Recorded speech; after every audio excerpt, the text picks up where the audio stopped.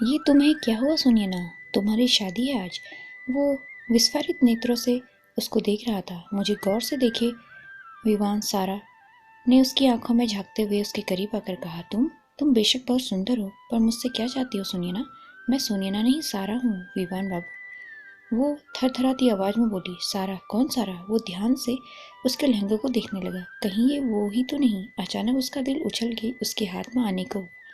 विवान उसे एकटक देखने लगा। जिससे आपकी शादी कराई गई थी कुछ माह पहले ही, सारा बोली। लेकिन तुम तो अब कुछ न कहे। सारा उसके बिल्कुल नजदीक आ गई थी। अपने नरम हथेलियों से उसके होठों को बंद कर दिया उसने। विवान की और सारा की सांसें आपस में टकराने लगी। उसने धीरे से सारा की आंखों में झांका तो उनमें सच्चाई नजर आने लगी। विवान ने उसे अपने पास बिठा लिया और बोला, अब तुम सारी बात बताओ, क्या हुआ, कैसे हुआ? सारा बोलती गई और वो सुनता गया। सारा के पेरेंट्स बहुत ऊंचे खानदान के थे। उसके पापा ब्रिगेडियर रावत सर के चर्चे उसने अपने ताऊ जी के मुंह से सुने थे। सारा बताती गई कि एक दुर्घटना में मम्मी पापा का प्लेन क्रैश में डेथ हो गई। फिर उसके मम्मी पापा के जाने के बाद उसके मामी मामा उसे ले आए। पैसों के लालच में उन्होंने उसको बेच देना चाहा। हरी पड़ोस में रहने वाला एक आवारा किस्म का लड़का था जो किसी भावना वसीभूत होकर उसे बहन मान बैठा। उसी ने उसे वहां से मुक्त करने के लिए ये प्लान बनाया था। विवान ने उसे विश्वास दिलाया कि वो घबराई नहीं, वह अपने पेरेंट्स से बात करेगा। इतने में ही विनी कमरे में आ गई। उन दोनों को इन हालतों में देखकर उनका दिमाग घूम गया। आप कैसे आ गई? दरवाजा तो लॉक था। मम्मा पर दूसरी चाबी रहती है। विवान जानता था। मैं कैसे आ गई? तुम यहाँ कौन सी रासलीला रचा रही थी मेरे बीमार बेटे के साथ? बेसन लड़की शादी के जोड़े में उसे रिझा रही थी। माँ, ये ऐसी नहीं है, विवान ने कहना चाहा, पर विनी दाड़ने लगी। तुम चुप रहो, तुमसे बाद में निपट लूंगी। अभी इस धोखेबाज को घर से तो निकाल लो। सारा को कुछ समझ नहीं आ रहा था कि वो क्या कहे, कैसे बताए कि वो कौन है।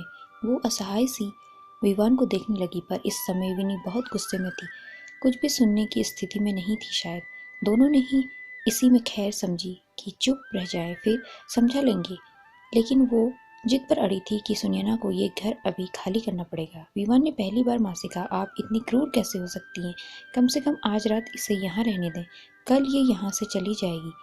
सारा को झटका लगा कि विवान ये कह रहा है, मतलब ये कोई भी हेल्प नहीं करेगा मेरी। वो रोते हुए अपने कमरे में चली गई। उधर विवान ने प्यार से अपनी माँ को अपने पास बैठाया। माँ, कोई 2 महीने से ये काम कर रही है नेहा, आपको कोई शिकायत या का मौका दिया उसने? तू उसकी हिमायत करने लगा? वाह भाई वाह, जादूगरनी है ये लड़की तो। मैंने बोली, प्लीज माँ, बिना पूरी बात सुने कोई प्रतिक्रिया न दे। आप मुझ पर विश्वास करती हैं तो मेरी बात पूरी सुने। बोलो जल्दी। विनी कुछ नर्म पड़ी। देखो, मेरी ये डायरी पढ़ो। आप जानती हैं मैं रेगुलर डायरी लिखता हूँ। अब आपको दिखाने को आज ही तो नहीं लिख ली मैंने।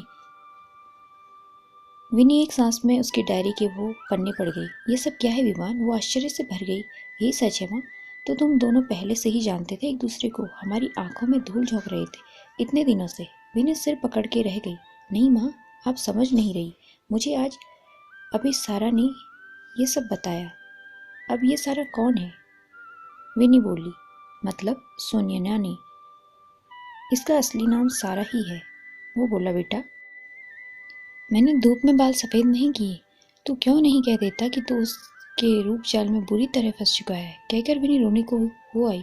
ओह माँ, मुझे आपसे ये उम्मीद न थी। ठीक है, अगर आपको वो फ्रॉड लगती है तो निकाल दीजिए कल घर से, लेकिन साथ ही आप अपना बेटा भी खो देंगी। धमकी दे रहा है अपनी माँ को। तू भी चला जाएगा उसके साथ?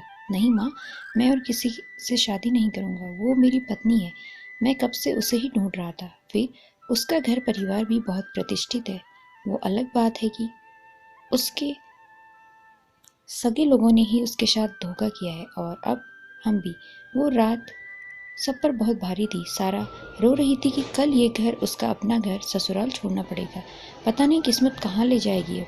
विवान को समझ नहीं आ रहा था कि माँ को क्या हो गया है, क्यों नहीं समझ रही साधारण सी बात। वैसे तो क्लब में जाकर स्पीच देती हैं, कितनी अनाथ लड़कियों का कन्यादान भी करती हैं। आज अपनी ही बहू को स्वीकारने में ये झिझक कैसी?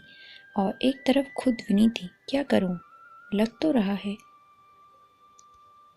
विवान और सारा सही कह रहे हैं, कभी कोई ऐसी हरकत नहीं की इसने जिसके ऊपर शक हो। सुंदर है, संस्कारी है, पढ़ी लिखी है, अच्छे घर की भी है, और क्या चाहिए मुझे। अगली सुबह सारा एक बैग में 3-4 जोड़ी कपड़े डाल के विनी के कमरे में पहुंची। उसकी आंखें सूज कर लाल हो रही थी, लगता था पूरी रात रोई थी। धीरे से बोली, जा रही हूँ माँ, हो सके तो माफ़ कर देना आप। कहाँ जाओगी? वो कड़क आवाज़ में बोली। जहाँ किस्मत ले जाएगी। वो खोई सी बोली, किस्मत तो ले आई ना, तुम्हें, तुम्हारे घर, तुम्हारे अपने घर। क्या सारा ने चौंक के उन्हें देखा। विनी ने अपनी बाहें फैला दी और सारा को अपने सीने से लगा लिया। वो धीरे धीरे उसके बाल सहलाने लगी। अब कहीं नहीं जाना बेटा, कब से इस घर को सिर्फ तेरा इंतजार था। मेरे विवान को संभाल ले अब। उतने में विवान आकर कहता है, थैंक यू माँ, आप मुझे समझने के लिए। और फिर तीनों साथ में खुशी खुशी रहने लगे। धन्यवाद।